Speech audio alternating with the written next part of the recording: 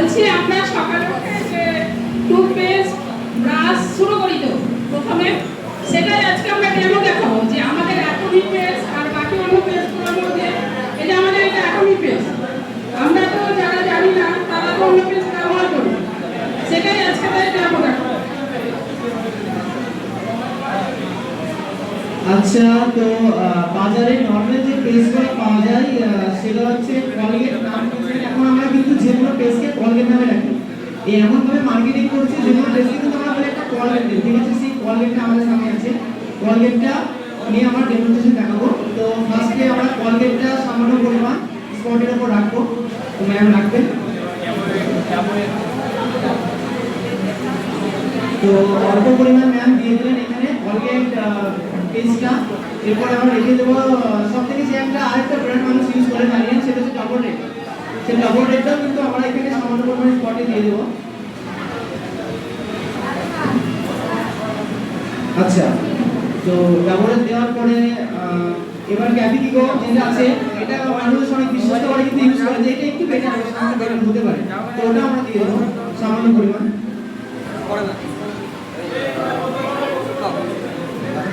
ঠিক আছে, দেওয়া হয়ে গেছে। এরপরে বাবুল পেস্ট যেটা আছে, ডাবল একটা বাবুল, তো সেটা সামান্য পরিমাণ দিয়ে দেবো স্পটের উপর।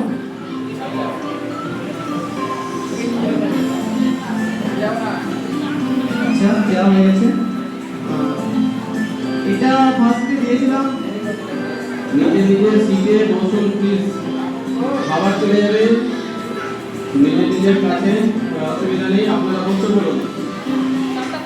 আচ্ছা, তো বাজারে নরমালি ট্র্যাডিশনাল যে পেস্টগুলো আছে, চাররকম পেস্টগুলো আমরা দিয়ে দিচ্ছি এখানে। আপনারা যদি অসুবিধা আপনার কাছে এসে দেখতে পারেন, একে দেখে গেলে কোনো অসুবিধা নেই। আর অ্যাটলিস্ট এটা আমাদের আছে অ্যাটমিক প্রোপোলিস পেস্ট, সেটা কিন্তু আমরা ওখানে দিয়ে দেবো না একই সাথে, ঠিক আছে? অ্যাটমিক প্রোপোলিস পেস্ট যেটা নিয়ে বলছিলাম যে ফার্স্ট মর্নিং আমাদের যে তাপমাত্রার মাধ্যমে শুরু হয়, সেই পেস্টটা আমরা দিয়ে দেবো এখানে সামান্য পরিমাণ। তো অলরেডি 5টা পেস্ট এখানে দেওয়া হয়ে গেছে। তারপর যে 4টি ট্র্যাডিশনাল পেস্ট, একটা আমাদের অ্যাটমিক পিওর পেস্ট এখানে দিয়ে দিচ্ছি স্পটের উপর। আচ্ছা, এবার ডেমনস্ট্রেশনটা কিভাবে করব? আমরা কি করব, এর উপরে কনসেন্ট্রেটেড HCl দেব। HCl কেন দিই? আমরা যখন খাবার খাই, পাকস্থলীতে যাওয়ার পর খাবারটাকে পাচন মানে পচাতে হেল্প করে কে, মানে ওখান থেকে পুষ্টিটা অ্যাবজর্ব করতে হেল্প করে কিন্তু আমাদের HCl। তো ওই HClটা আমরা এর উপর দেবো। আসলে আমাদের শরীরের ভিতরে যখনই খাবার যায়, সেটা কিন্তু পুরোপুরি ডাইজেস্ট করতে HClটা খুব হেল্প করে। যখন সকালে উঠে কোনো ট্র্যাডিশনাল মার্কেটের টেস্ট নেবো, সেটা কিন্তু আমাদের পেটের মধ্যে গিয়ে একটা ফোম সৃষ্টি করে, যেটা দীর্ঘদিনের পর স্টমাক আলসার হয়ে যায়। স্টমাক আলসার আমাদের বডি পার্ট অত্যন্ত মূল্যবান, একবার কিন্তু নষ্ট হয়ে গেলে আপনি দেবো পাবো না। তো এরপর আমরা HCl দিয়ে দেবো। ঠিক করে রিঅ্যাকশনটা ঠিক হচ্ছে হাইড্রোক্লোরিক অ্যাসিড HCl।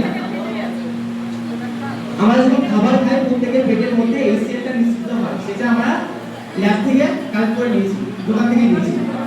প্রত্যেকটা পেস্টের উপর 1 ড্রপ করে আমরা HClটা দিয়ে দেবো, প্রত্যেকটা পেস্টের উপর একই কোয়ান্টিটি HCl।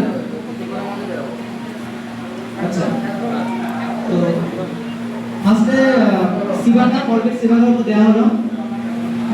তো এখানে হিউজ পরিমাণ ফোম উৎপন্ন হচ্ছে, ফোম জেনারেট করছে। ফোম মানে কি? হ্যাঁ, ফোটা করে এখানে এসে দেখতে পারেন আপনারা, যাদের ইচ্ছা আছে কাছে দেখতে পারেন। আচ্ছা, ঠিক আছে।